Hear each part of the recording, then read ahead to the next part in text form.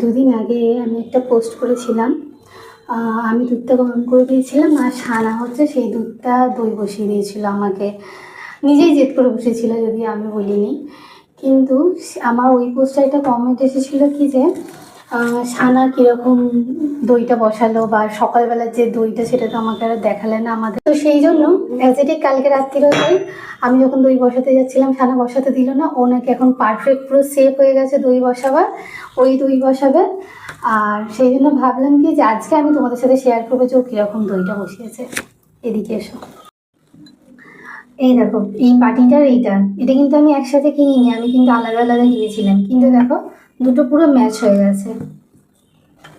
আচ্ছা এবার দেখাই সানা কীরকম দই বসিয়েছে, দেখো পুরো পারফেক্ট দই।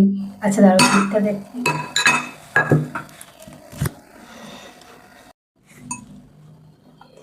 দেখো পুরো পারফেক্ট দই বসেছে আর খুব সুন্দর বসেছে। তোমরা কিন্তু কমেন্টে আমাকে জানিও যে সানার দই কিরম বসিয়েছে।